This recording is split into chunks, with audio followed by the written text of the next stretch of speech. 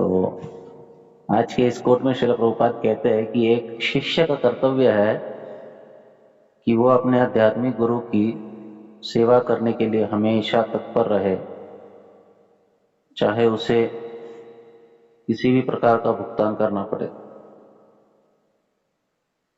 ये एक प्रामाणिक शिष्य का मूड है। और हम देखते हैं कि प्रभुपाद ये कहने से पहले, ये इंस्ट्रक्शन देने से पहले, ये उपदेश देने से पहले स्वयं एक प्रामाणिक शिष्य है। वे अपने गुरु की इच्छा पूर्ण करने के लिए, गुरु की सेवा करने के लिए किसी भी भौतिक सुविधा असुविधा का विचार नहीं किए। न जाने कितने कष्ट हुए होंगे उस उम्र में उनको शारीरिक रूप से, जब उन्होंने ये प्रचार कार्य प्रारंभ किया। वृंदावन में सेवा कुंज के सामने राधा दामोदर मंदिर में वे रहते थे। कितने वास्तविक देखा जाए तो कितने सुख का स्थान था उनके लिए, आध्यात्मिक रूप से और भौतिक रूप से भी। धाम में रह रहे हैं, सन्यासी है, सभी लोग आदर करते हैं, किसी चीज की कोई कमी नहीं है, कोई कष्ट नहीं है, बैठो भजन करो, भजन में भी मन लग रहा है, सब हो रहा है। लेकिन फिर भी वहां पर प्रभुपाद रुके नहीं। प्रभुपाद अपने गुरु महाराज की इच्छा पूर्ण करना चाहते थे। उनके गुरु महाराज ने उनको आदेश दिया था कि आप अंग्रेजी बहुत अच्छी तरह बोलते हैं, तो आप अंग्रेजी में चैतन्य महाप्रभु के संदेश को प्रचार कीजिए, और अगर कभी आपके पास धन आ जाए तो इस संदेश को पुस्तक के रूप में छापकर उन पुस्तकों का वितरण कीजिए। तो ये आदेश प्रभुपाद जी के गुरु महाराज ने उनको दिया था। और प्रभुपाद ने अपने गुरुदेव के आदेश को पालन करने के लिए किसी भी सुविधा असुविधा का विचार नहीं किया। चाहे किसी भी हद तक जाकर भगवान की प्रसन्नता के लिए गुरु के आदेश का पालन करना चाहिए।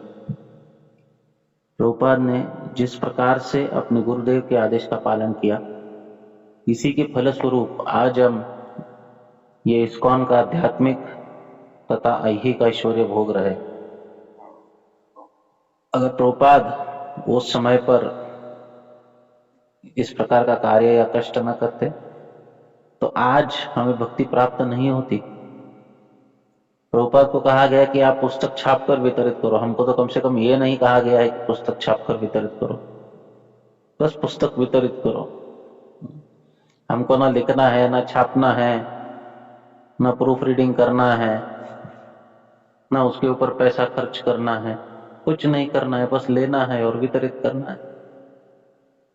हमको ये नहीं कहा गया है कि आप कहीं जाओ, जगत में भ्रमण करो, जेब में पैसा नहीं है, रहने की व्यवस्था नहीं है, फिर भी जाओ, चाहे जैसे कैसे हो जाओ और प्रचार करो। नहीं, हमको सब सुविधा प्राप्त है। हम वास्तविक प्रभुपाद के ऐश्वर्य का भोग कर रहे हैं, और गुरु के ऐश्वर्य का जो भोग करता है वो शिष्य कभी भी प्रगति नहीं कर पाता। हमें भोग करने के बजाय सेवा करनी चाहिए। प्रभुपाद ने आज जो हमें ऐश्वर्य दिया है वो भोगने के लिए नहीं दिया है। भोग तो हम कर रहे हैं, अनायास हो रहा है, वो बात अलग है, लेकिन उसके साथ साथ हमें सेवा करनी चाहिए। और वो सेवा जो है वो हमारे गुरुदेव के आदेश को पालन करने के साथ ही चालू होती है। तो पुस्तक वितरण, प्रचार और मंदिर में सेवा, भक्तों के जीवों के उद्धार के लिए कार्य, यह आवश्यक है। और ये प्रभुपाद कहते हैं एट एनी कॉस्ट, चाहे आपको कुछ भी कीमत देनी पड़े, लेकिन आपको करना चाहिए।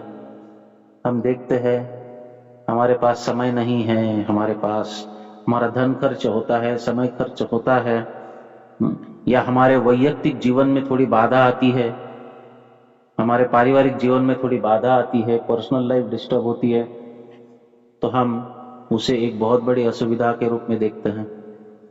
लेकिन एक शिष्य, जो दीक्षित शिष्य है, वो सब इसके परे जाकर विचार करेगा और चाहे कुछ भी हो अपने गुरु की सेवा के लिए अविरत कार्य करता रहे। यही प्रभुपाद जी की इच्छा है। हरे कृष्ण।